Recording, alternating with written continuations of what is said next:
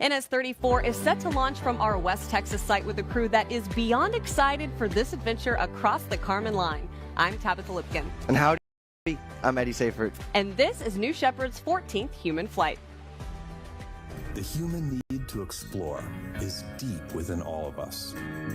Our ancestors crossed mountain ranges, sailed open oceans to map new lands, and sought out the unknown, while always looking to the stars.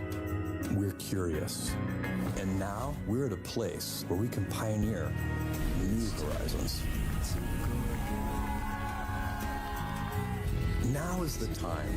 Shepard has cleared the tower. Look at our beautiful Earth, you guys. To open the promise of space to all. Guys, we're doing it! And lay the way for generations to come.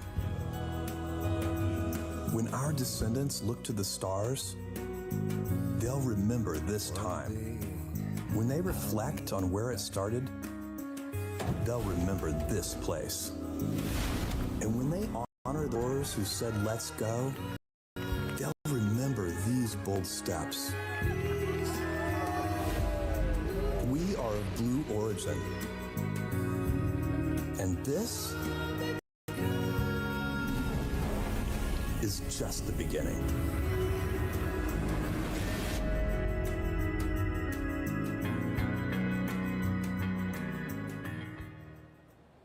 Once again, I'm Tabitha Lipkin, and I am joined by a man who needs no introduction, Eddie Seifert. And Eddie, what a beautiful day to fly.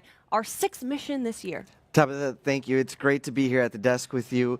Really excited. As you mentioned earlier, our 34th mission overall. Many that came before today. It's just Kármán line. Look at that sunrise out in west. For our viewers, I want to talk a little bit. Offers everyone. We're talking everyone, young and old, a life-changing experience. Now, we have successfully flown the youngest and oldest astronauts across the Kármán line. It really effective about Earth's fragility and why it needs to be preserved.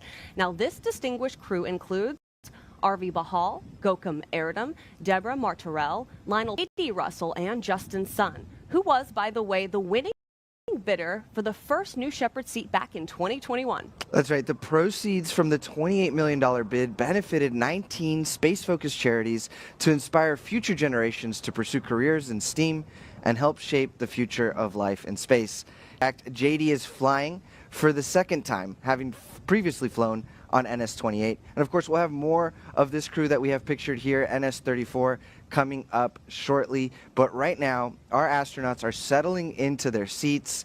They're sort of in the crew capsule. We had some shots earlier of the New Shepard vehicle on the launch pad. And let's talk about what this crew has been up to leading to this moment. Yes, a couple of days, our crew has been preparing for this moment. About 3 days ago, they all came together and they so named themselves One Earth. And it's so fitting because this crew is from all over the globe. This morning, they were at the Astronaut Training Center going through some of those final checks before getting in the Rivians and heading out to where we can see them right now in the capsule. So yeah, this is from earlier where they were all together, and just a cool moment for this crew to finally be able to come together for this moment. So Tabitha, right there, they were walking up on Ring Road, taking a selfie essentially with their New Shepard vehicle. Great shot there of Arvi climbing the tower for today's mission. Yeah, and this moment has been a long time coming for our astronauts who have dreamed about this their entire lives. You can see Deborah there ringing the bell. A shout out to all of our viewers that are tuning in from Puerto Rico today. There is Arvi ringing the bell, and a beautiful shot of New Shepard on the pad this morning with the sunrise, as we said, lighting up the skies of West Texas. And our CM7 right now working their settled flight. Right, so that's crew member 7, Rob Freelowski, that we see in the live shot, preparing the astronauts to sit in their seats. And we'll hear later from our other crew member 7, right? Crew member 7's a virtual pair of folks that accompany our astronauts, Sarah Knights, and so she'll be capsule communicator for today's mission. That is true. So let's give you a moment to just kind of enjoy the rocket, take a look at everything that's happening with New Shepard for NS-34, and hear the sights, or see the sights and hear the sounds, as they say, of New Shepard coming alive.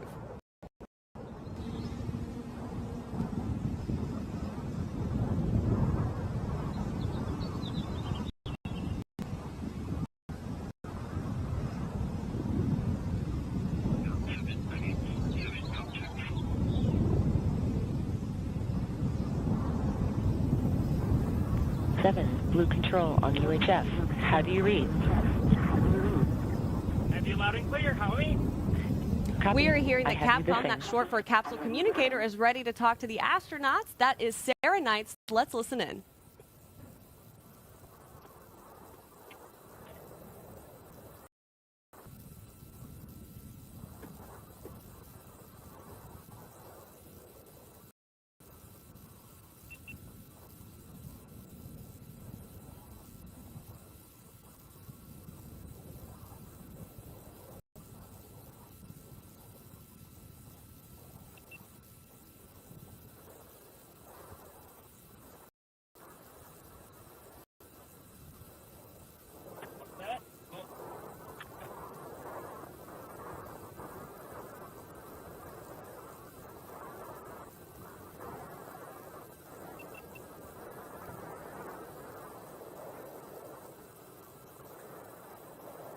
So yeah, that was Sarah Knights on Capcom, who is chatting with our astronauts at this moment in time as they are getting seated into their prospective seats, ready for NS-34. But let's move on and talk a little bit about CM7, our 7th member of our crew. And today we call them Crew Member 7, and that is Sarah Knights, who you just saw on your screen for Capcom, and as you mentioned, Eddie, Rob Freelowski. Yeah, let's break it down, right? So the crew that flies to space and back is a crew of 6. Each seat is a window seat, and these are some of the largest windows to have ever flown in space. That's right. But this pair of virtual crew members are right there with the astronauts from the moment they arrive in Texas through the entire 2 days of flight training, all the way until this moment right now where the capsule communication checks. Now, for this flight, as I mentioned, we've got Sarah Knights and Rob Freelowski, but we've got lots of incredible CM7s, and they are embedded in the mission, and then they are then the first to greet our crew once they return back to Earth. So let's actually take a look at these impressive individuals, our Crew Member 7s. Command engine start. 2. Crew Member 7 is a very unique role at Blue Origin. And traveling to space is an incredibly life-changing experience. Oh my goodness. You want somebody who's guiding you through it that doesn't just understand the technical side of the rocket and the launch operation, but also has the soft skills to truly support you through this wonderful journey. That's why Crew Member 7 is so important. There are 6 people that fly on the New Shepard crew capsule. The 7th person is Crew Member 7. We have 2 Crew Member 7s for each launch. One of the Crew Member 7s, they are with the astronauts pretty much 24/7. They are staying at the village, they're training them. We have another Crew Member 7 that serves as capsule communicator. And that's the person who is back physically in the control room and is actually talking to the astronauts when they're in the capsule. Everyone on the Crew Member 7 team has to be comfortable in a really dynamic operations environment. You have to be unflappable in anything that might come your way. We have folks from NASA, we have world record holders for skydiving, a nuclear submarine officer. It's truly a very diverse set of people bringing unique skill sets to the table.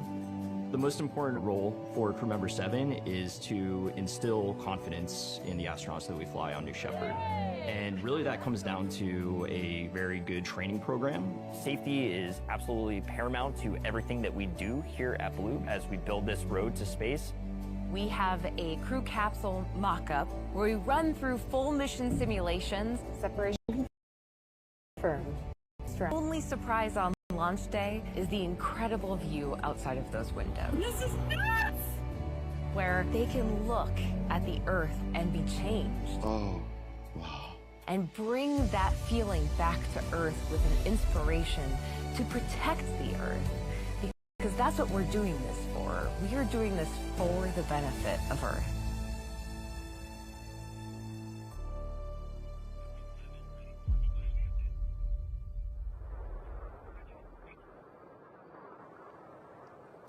Tabitha, it's just incredible watching what our crew member 7s do on the daily basis. I remember when the application first posted. Yeah. It was an internal job posting. It felt like everyone at Team Blue applied for the position, and of course we selected the best of the best. Sarah Knights is our original crew member 7 to lead that office, and so we're so lucky to have them. Yeah, and giving her an extra shout out actually, because she's the one who helped train me before I even got to sit here on the webcast desk, and she was able to give me so much history and information about New Shepard, and I'm always going to be so grateful for that. And Rob Frelowski today, who later in the day you may be hearing doing some interviews with our astronauts. He also gave me my very first tour of the Astronaut Training Center, so big shout out to those guys. But now it's time to actually meet the crew of NS-34, and let's start out, Eddie, in seat number 1.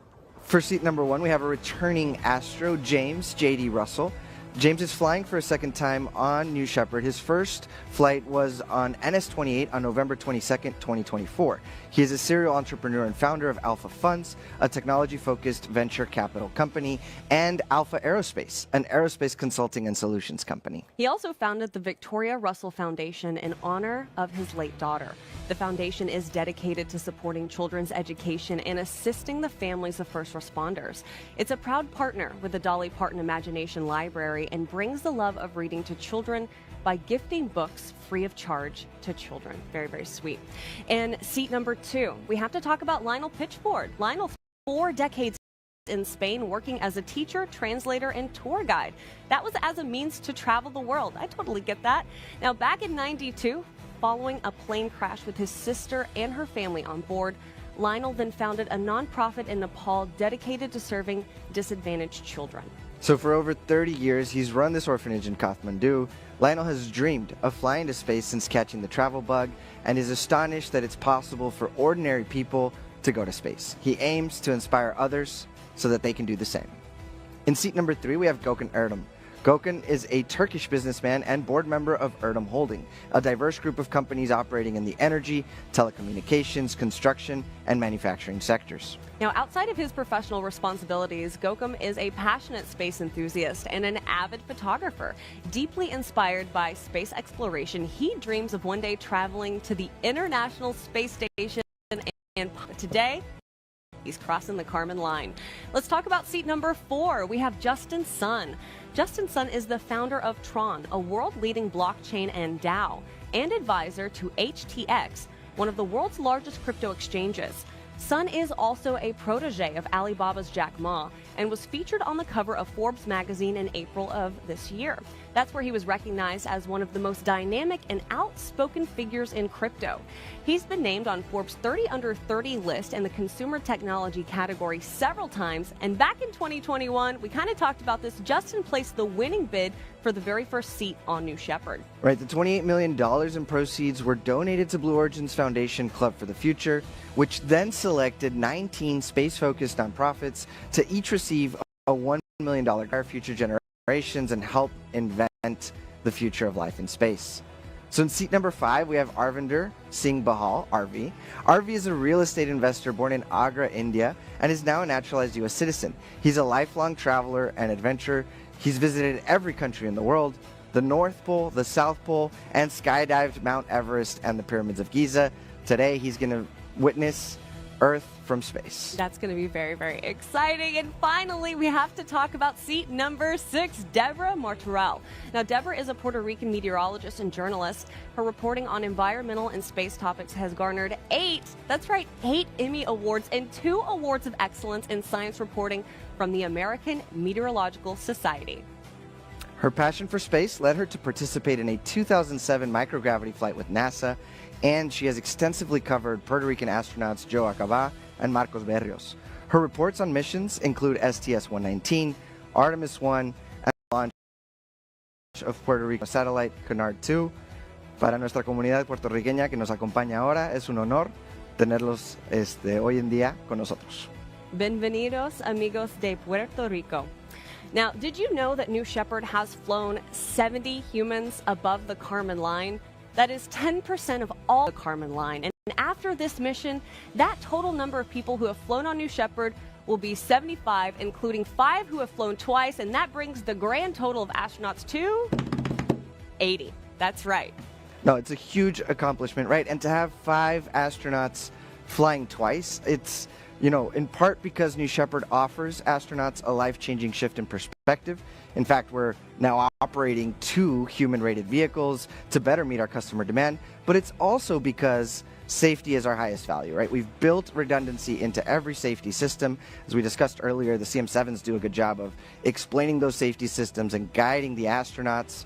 So it's an overall great experience. And Eddie, Launch Site 1 is not only the home of New Shepard, where we can watch these incredible vehicles take off across the Kármán line, but it's also a really cool place. Launch Site 1, the home of New Shepard, where Blue Origin's astronauts launch into space. It lies under the vast frontier sky and the Guadalupe mountain range in the West Texas desert. And lift off. In 2015, the first rocket booster ever to travel to space and make a vertical landing back on Earth returned here, making history. Now, the eyes of a new generation turn to space. And it all begins here in West Texas. As you enter the launch site, the ridge of mountains and desert sun remind you of Texas cattle ranchers and horseback journeys long forgotten. But as you turn into Area 1, you glimpse a structure in the distance with a feather. We call it the barn. It's where the New Shepard booster is mated with the capsule and where all vehicle preparations happen. During training, visit the barn and meet the rocket that will... In the early morning hours before launch, the vehicle departs through the hangar doors, making its way to the launch pad. Test director is go for test. All around the valley are Blue Origin's engine test stands. The sound of an engine roaring across the desert is one that you'll never forget. Reflection here. Flight training takes place in the Astronaut Training Center. The training is meticulously designed to teach your crew everything you need for a safe space flight. And you'll practice flight in the capsule simulator. Liftoff. New Shepard has cleared the tower.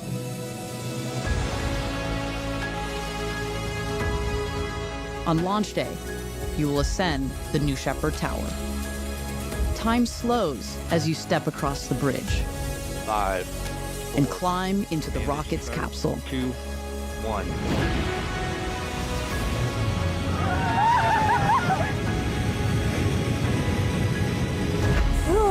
The next time you set foot on Earth, you will be an astronaut.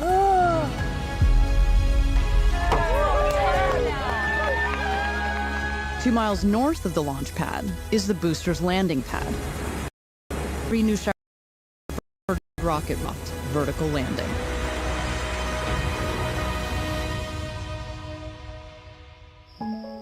When the sun sets, the crew returns to the nearby astronaut village. There, they gather around the fire, sharing meals and stories and toasting to their shared adventure, all while looking up to the stars in the desert sky, one step closer to reaching space.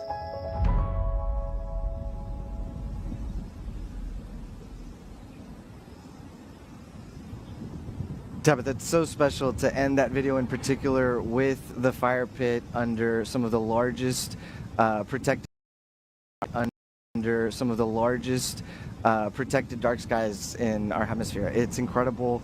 Launch Site 1 does such a great job of blending the old West frontier with sort of the new space frontier. Right, it's like this great combination. And Eddie, I know that you lived out in Van Horn and you were working on Launch Site 1 for a really long time. You know, what was that experience like for you? Because every time I visit, I just feel like I'm home. No, Tabitha, that's exactly right. I feel so lucky that I got my start with Blue Origin at Launch Site 1 in 2014. It's just a phenomenal place to work. The people, the community, it's great. As you can see, the scenery is incredible.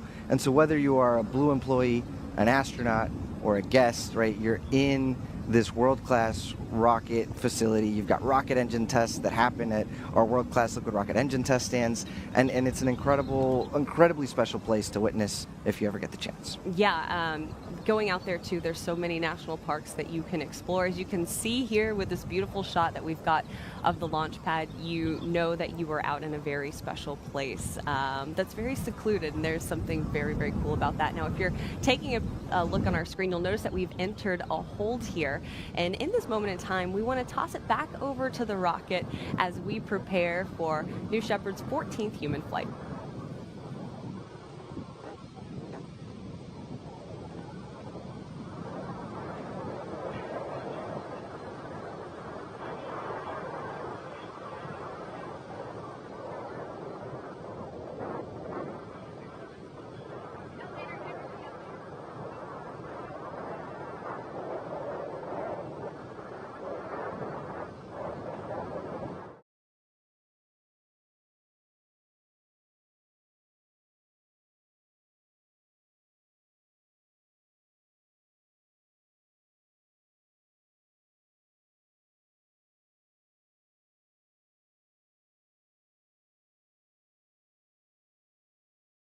That our Astros can look out when they're crossing the common line. So earlier you were saying, right, that we take a lot of our inspiration from the Mercury program and Alan Shepard's first flight as the first American in space.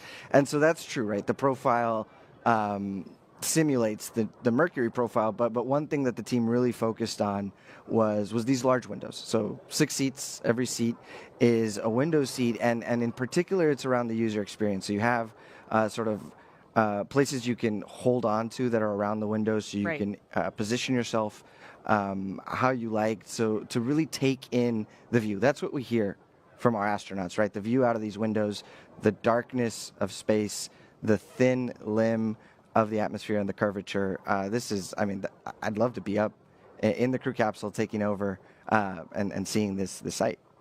Yeah, and you mentioned, you know, looking out those windows, it's some of the cleanest microgravity that an individual can feel. Can you explain that? Right, so we could certainly talk about that as we get into our flight profile, but essentially after the reusable spaceship first step there that we see there, and by the way, those are those large windows, separates from the propulsion module, right? So the crew capsule is separated. It uses its reaction control system to null out, effectively zero out all of the acceleration and the 3 axes so that you have really clean microgravity. And because it's a suborbital flight, you're in true free fall. So you're not adjusting your attitude, for example, to maintain orbit. And so that free fall results in some of the cleanest microgravity that you can experience. And so that's been great for our astronauts, certainly, and for the more than 200 payloads from 7 different countries that have flown on New Shepard. Right, and I want to also the fact that we have now cleared that hold. New Shepard is about T-9 from liftoff, and we have cleared those special system checks that we have going on. Right, coming up, we should be hearing from Mission Control on the go no go poll. So let's enjoy the views of the rocket while we tune into that.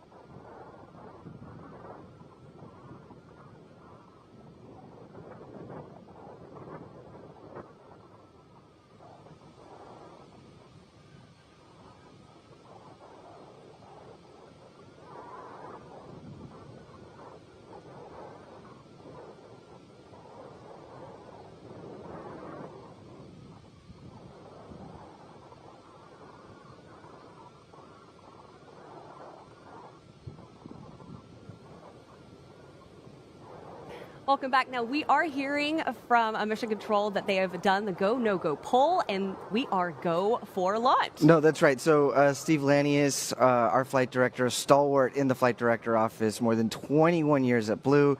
So yes, we are confirmed. We are go for terminal count, and we are counting down here to T0. And in these last minutes leading up, we want to talk about the 13 previous flights where we carried crews of astronauts to space. And on every flight, we hear how incredible it is for them to look out those big windows and to really be able to take in the overview effect. Right. So today, the crew won Earth. We'll add 5 more Astros to cross the Kármán line. Like we said, a total of 80 with 5 returning astronauts, including JD.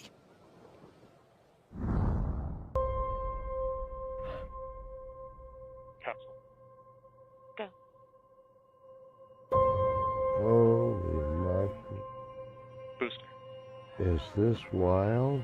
Go. Each person that goes up there, Oh my golly. This is nuts. Ground. Go. all of a sudden has a totally different perspective. Wow, look at that view. Countdown. Go. Of this. New Shepard is go for launch. This is heaven. It's almost like an out-of-body experience. New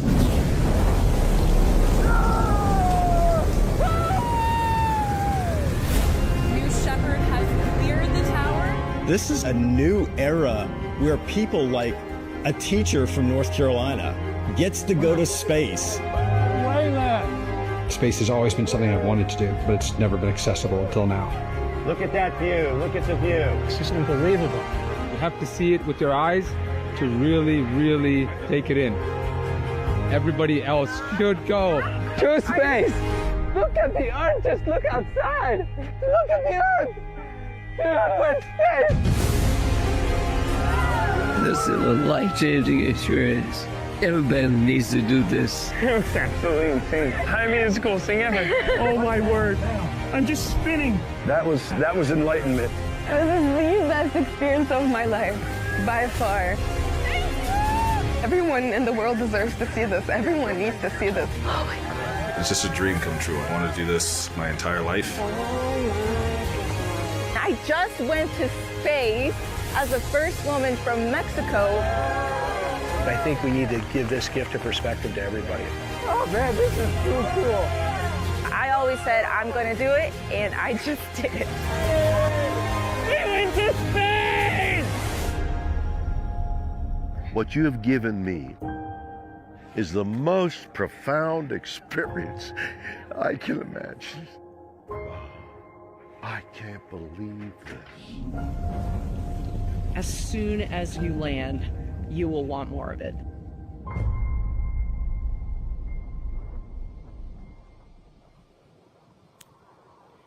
Eddie, you know, I always get a little emotional when I hear that little piece from William Shatner about how profound that experience was. And today we're going to have 5 new astronauts who are going to experience that. And JD is going to go back and he's going to do it again because it meant that much to him. And it's just really special to be able to hear directly from the Astros. No, absolutely. I think Sarah Sabry's quote of, you know, everyone deserves to see this is really that's the mantra behind New Shepard, right? Giving more folks access to space. And a suborbital flight is a really fantastic way to experience space, right? It's a simple parabolic flight, a straight up and straight back down flight path that, you know, we talked about earlier results in some of the cleanest microgravity. So we're going to call these steps out as we see them happen in the flight after T0. But essentially you take off from your West Texas desert as one vehicle, booster and capsule integrated. The BE-3 powers you, you know, almost to the Kármán line and then shuts off. At that point, the vehicles separate. You cross the Kármán line, reach apogee, and then you're on your way back down. Of course, the booster, being a little more aerodynamic, will reach the ground first, landing just 2 miles north of the launch pad at our landing pad. And then that entire time, right, you're enjoying microgravity as an astronaut. You come, you re-enter the atmosphere at about 5 Gs, and then you land as soft as a feather on a soft breeze with our 3 parachute. Yeah, and for our viewers who might just be listening, take a look at your screen. You can actually see the entire flight profile there. New Shepard, it has this vertical takeoff and vertical landing architecture that Eddie just mentioned. And the entire experience is, you know, it takes about 15 minutes. Yeah, no, really, it's a great way to experience space. And you know, it's about the 3 days leading up to it, and then it's about the overview effect as well. That's right. And we are about T-minus 2 minutes and 45 seconds here as New Shepard awaits liftoff. And this is where we're going to start a series of final bit checks, if you will. Eddie, will you explain what these bit checks are? Right. So BIT built-in tests, and so it's a you know full exercise of the system. Like for example, the aft fins will be gauged throughout their entire envelope. It's essentially before T0. They're completely automated in auto sequence by a computer, and so when those are green, it means we're go for launch. So see them. Yeah, and we can actually hear everything that's happening out on the launch pad. All those automated systems. Right, so we heard the message Retracting there. the sun Propellant tanks shape coming up and to flight capsule pressures. access bridge. And the capsule access bridge being retracted. This has got to feel good for our Astros. This is like, we are in our last almost 90 seconds here before Transition to NS-34 onboard takes hydraulic off. pumps. Yeah, if you're sitting on the rocket right now, it is alive, right? It's raring to go. Seconds here before our for RSS first step and our One Earth crew. Executing aft fin built-in test.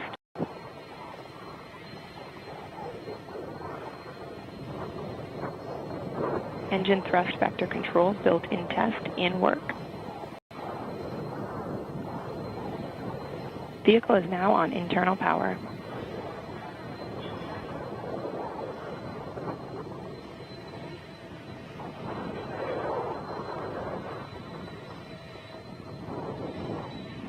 Less than 1 minute here. We're also keeping an eye on the pressure and temperature in the propellant tanks. Both need to stay in the green zone of these variables. And Eddie, this feels like a good time to go ahead and hand everything off to mission control. Perfect. And let's launch this rocket.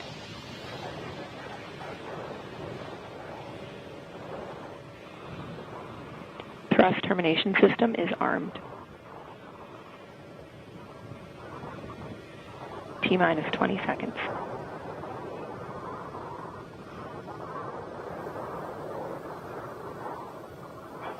Ten, 9, 8, 7, 6, 5, 4. Command engine start. 2, 1.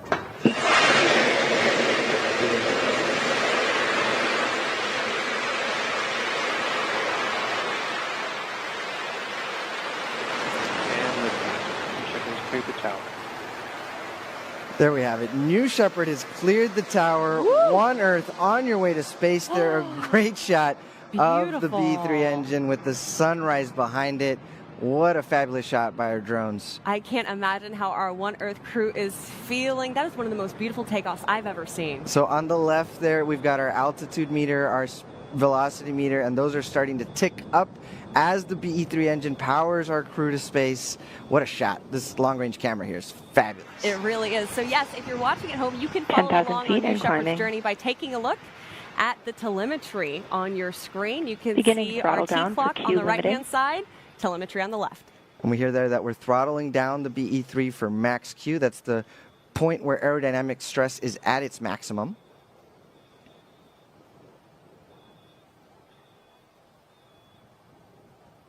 We're approaching 30,000 feet.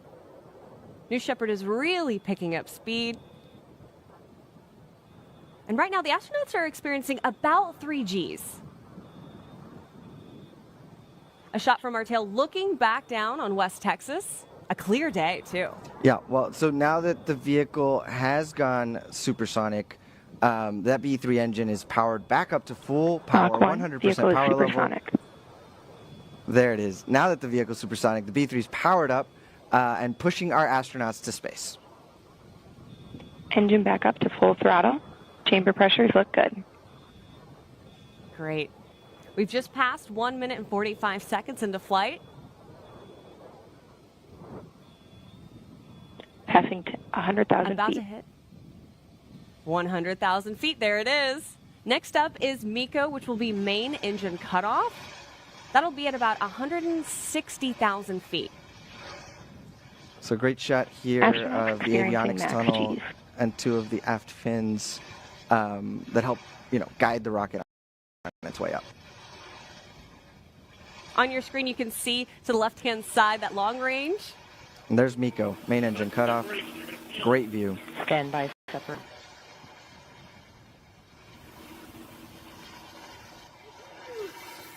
Separation.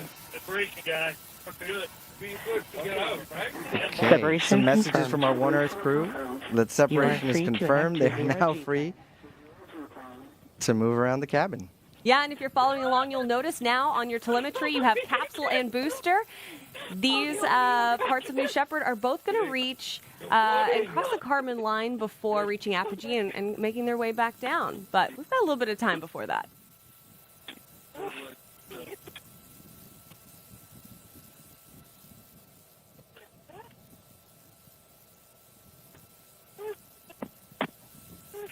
I'm hearing some laughter. And welcome beyond the Kármán line, One Earth crew. Congratulations. I don't know. I hope they're enjoying their microgravity right now, doing somersaults and enjoying the view. They certainly, I'm sure they are. I can't wait to look at that footage later, which of course we're going to be posting on our social media. And in the future, we'll actually be able to have live cameras inside the capsule. Right now, though, we just have some audio for you.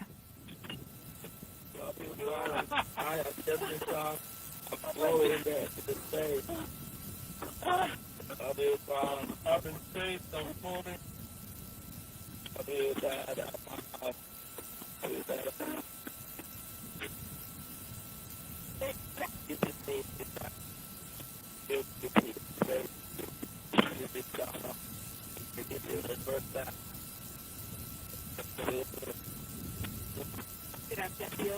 Okay, Tabitha, we've reached apogee. Now both vehicles are being pulled back down to Earth under the effect of gravity. So we're going to focus first on the booster and its path, and then we'll switch and rejoin our astronauts in the crew capsule. Yeah, and if you have been following along on your screen, you'll notice the telemetry is still working, it looks like, for the booster on the capsule. It's stopped there, but we're gonna keep you updated on all the milestones, so don't you worry. How you doing? I'm good. You're good. How you doing? I'm good. I'm good too. We're good. We're all good.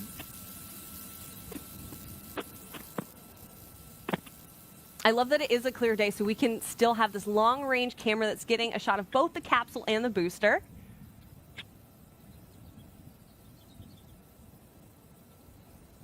Oh, there's friends and family. Yeah, it's a game sometimes to see who can spot the vehicles first in that clear blue sky on their way down. So yeah. We'll see if they react and start pointing. All right, as you heard, they've got their 1 minute warning. That's right, 1 more minute to enjoy the weightlessness, the views, before finding your way back to your seat and harnessing up. And they've practiced this moment over and over and over again. So they can soak up every second of being able to look out those big windows.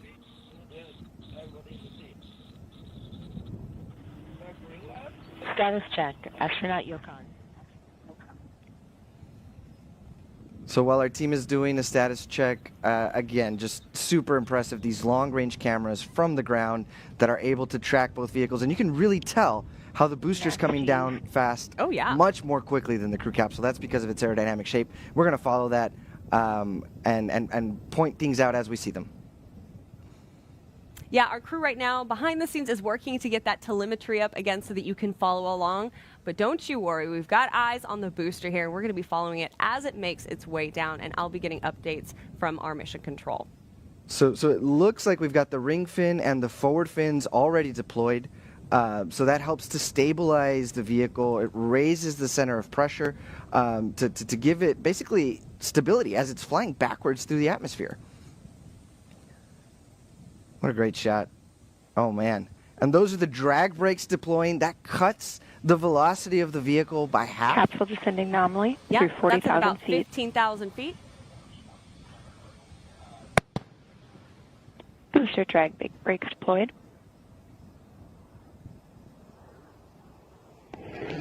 There's the BE-3 engine reigniting, slowing down the booster for the last part of the landing here. Yeah. And Eddie, you want to talk a little bit about the mathematics that goes into making sure the booster lands at the same spot every single time? Well, part of it is that we'll circle back to that one, Tabitha. Let's enjoy this view. Welcome home, New Shepard booster. That's a great touchdown shot there of the drone. Of the booster from the drone and now from our desert cameras. Booster Look at that. Start. This is the 15th flight of this booster. Incredible. Starting that auto-safing sequence as well.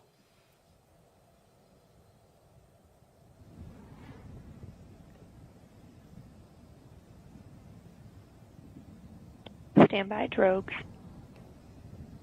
Now look at the sunrise, just the sort of the golden hour of the morning on our landing pad there. Right, the booster landing about 2 miles from where the New Shepard took off, and we've reacquired the crew capsule picture. Any moment you'll see those drogues deploy, and after that you will see the parachutes. There go the drogues. Right, and those drogue chutes use the air resistance to pull out the main chutes, so that's what we're going to be looking for here.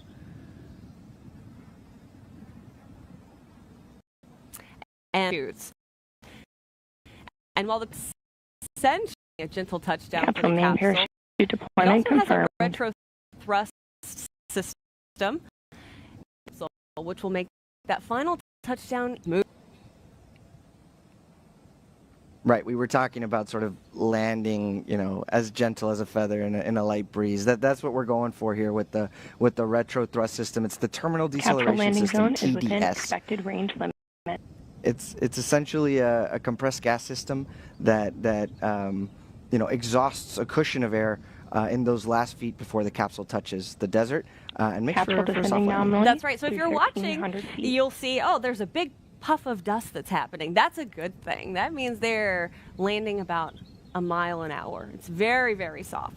And Tabitha, what a great shot here. TDS 3 enabled. full parachutes. You know, you've been to space. You're enjoying. Look at this shot with. I bet those views are great too. The Sierra Diablo Mountains behind it, Victoria Canyon on the left, and just a wonderful shot of our West Texas desert.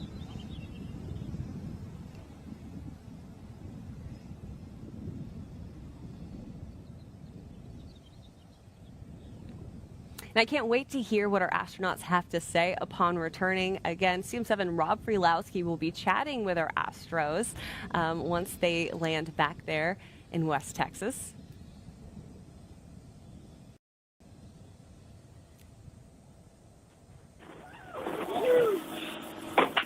And we have touchdown. Welcome back, One Earth.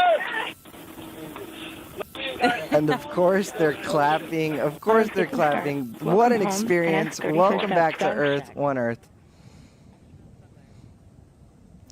And look at those parachutes coming down softly. Right now, our CM7 and recovery crew has left their fallback position and are headed as quickly as they can, as safely as they can, to the crew capsule to meet the crew, One Earth, on their return from space. That's right. Our CM7 is going to be helping safe that capsule. And a big shout out today to our drone operators who have gotten some incredible shots. I'm going to have to get some pointers from these guys for some of my next videos because these are crispy. Yeah, I think I found my new desktop background with that V3 engine and the sunrise behind it. Oh, yeah. Or maybe this one here, right, with the crew capsule in the desert and the mesquite bushes behind them. Yeah, this is awesome.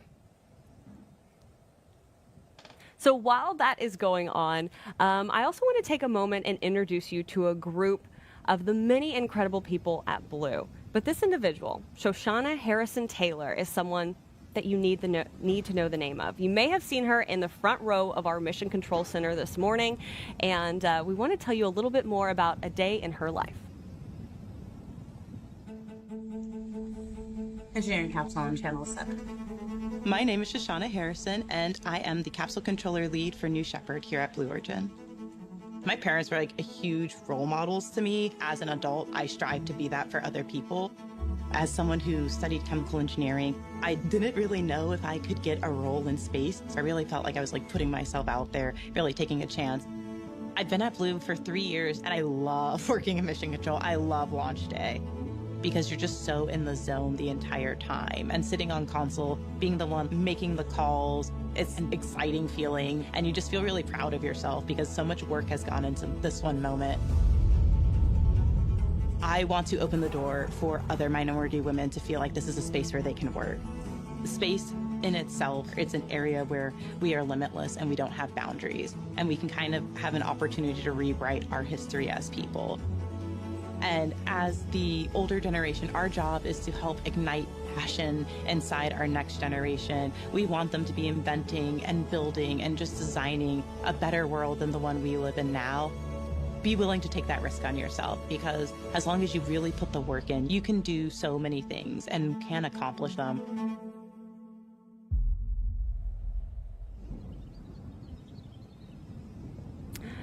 So again, we are awaiting the capsule recovery with our crew there. NS-34 has successfully crossed the Kármán line and come back to West Texas. But we talked about Shoshana because you probably saw her this morning on your screen. And just to recap, I mean, what a phenomenal leader for us, for Blue Origin, right? She's the lead controller for the capsule that we're looking at today that, you know, by all accounts, so that it's safe for these astronauts to exit the capsule. We've got a live shot there of those activities. Let's just take it in.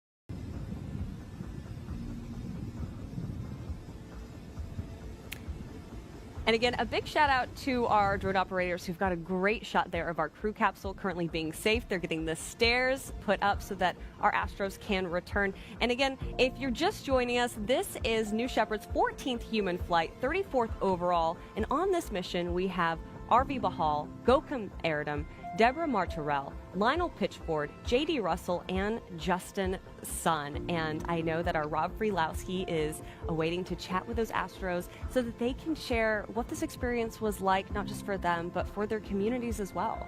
Right, and to recap, Tabitha, the crew named themselves One Earth, and I think that's just in line and resonates with our culture here at Blue Origin, right? We're working on millions of people living and working in space for the benefit of Earth. So it's an honor to have this crew sort of tip their hats, as it were, to Earth, our blue planet. And really a global crew. They are from across the globe coming together in this one moment, and they will be a crew and a team for the rest of their lives, the members of NS-34. So we've switched here to safing operations of the booster. That's what we're showing. And that was the hydrogen and oxygen propellant tanks essentially venting whatever pressurized gas they had left. Those were those white clouds that we were seeing, so that, again, we could do recovery operations on the booster. But right now on your screen, you're looking at the recovery operations of the capsule. There we go, nice split screen so you can see both the action that happens with the New Shepard after a flight. I think these vehicles are so special, right? So that's reusable spaceship first step on the left. This was its 14th flight. It's the first flight that we used to start commercial operations, or so the first capsule that we used to start commercial operations in 21. And on the right, we've got, you know, Tail 4 doing its 15th flight to space and back. So this is what we mean by operational reusability. Truly, truly, congratulations to the New Shepard team with those wonderfully built and now flight tested spacecraft. That's right, more than 10,000 employees here at Blue Origin that we have to give a shout out to. And my understanding is the capsules are meant to be reused upwards of 25 times. We're going to push for more, but yeah, we're getting up there. Now, any moment now, we will see the Astros who will be egressing from the capsule. You've got a live shot there of our team of NS-34. This is the 6th New Shepard flight this year, by the way, and welcome back.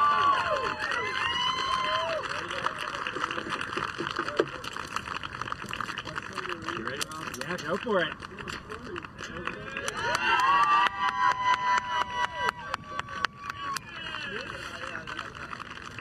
Yep, you're good. Watch your head. Thank you. All right!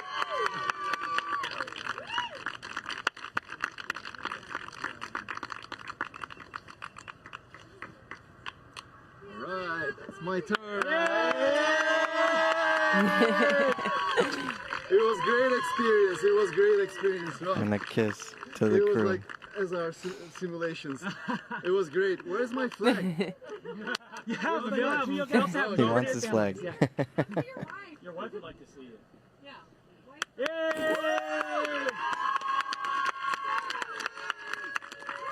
Woo!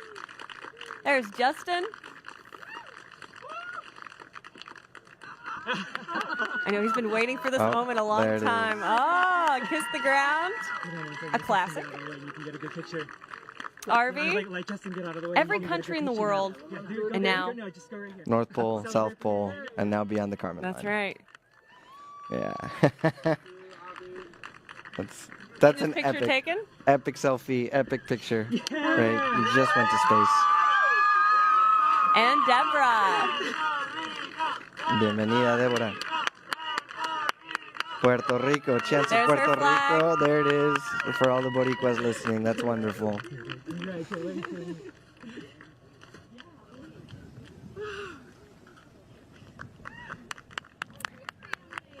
So what's going to happen right now is our astronauts are going to take a moment to be with their friends and family, right? This is a big emotional journey for them.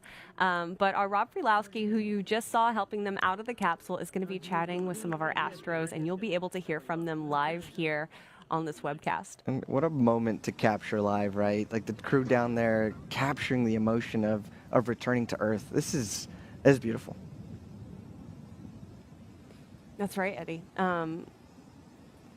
Such a great moment, and it's so nice to see so many people showing up for Astros too, friends, family, loved ones who are watching from the Tesseract, who are now able to join them and really get to sit in this moment. This is a very special moment too, because it might be one of the last times that this entire crew is together. I went to space. I All wish right, to we're went going to to talk space over to Rob since I was Frelowski, who is a chatting child, with our and, Astros. After almost 30 years, it's come true.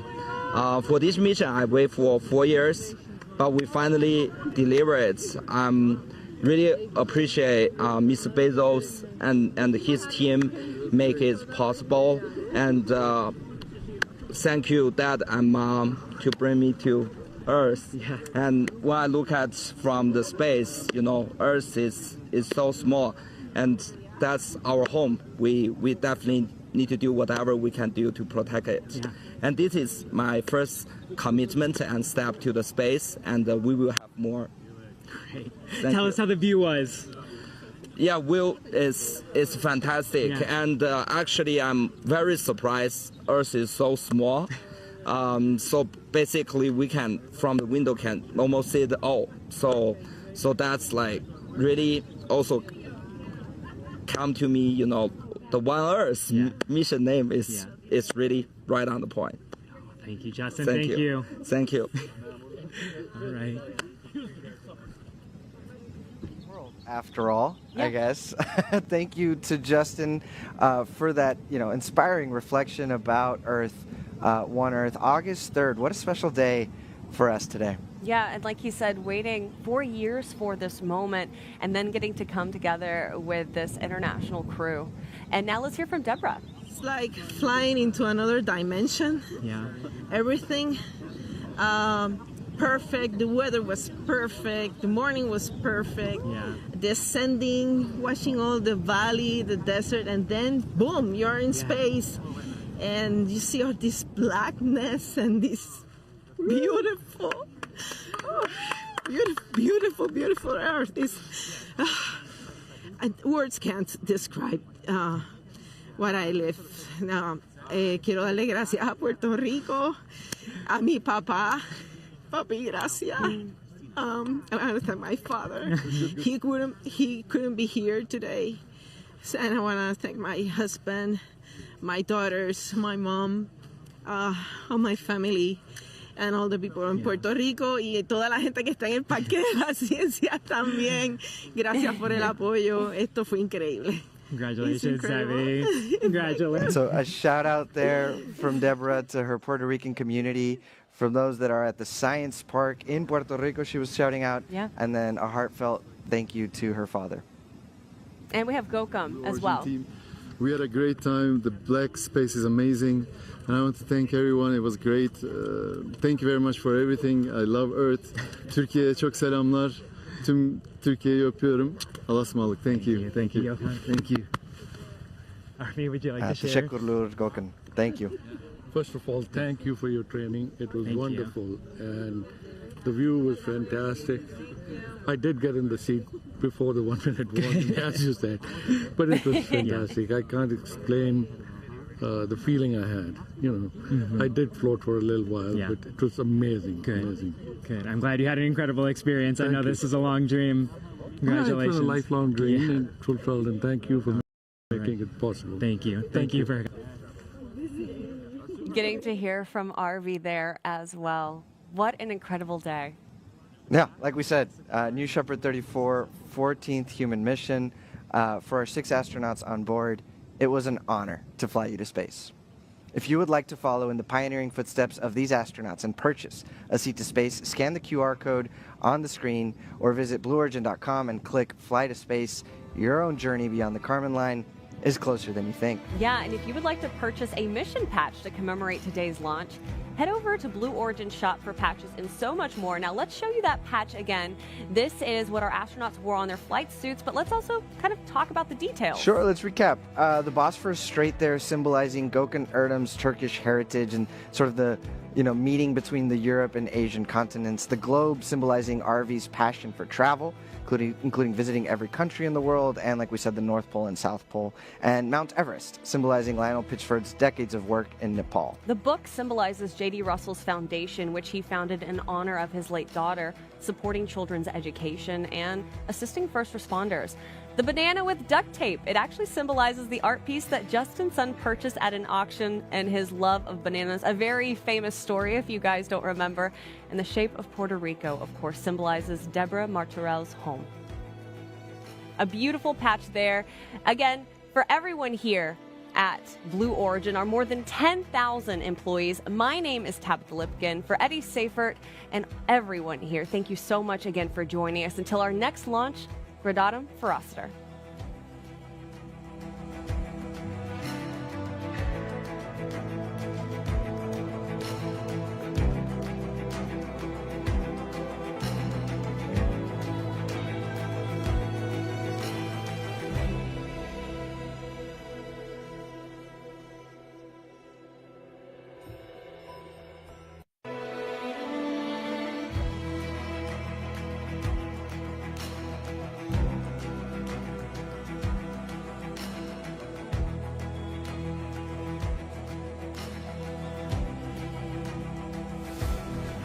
Have you ever dreamed of going to space? A once-in-a-lifetime journey is closer than you think. To book your flight, visit blueorigin.com and click Fly to Space. Tell us as much as you can about yourself. Once we receive your inquiry, our team will reach out to guide you through your journey. It's your time to join the new generation of astronauts.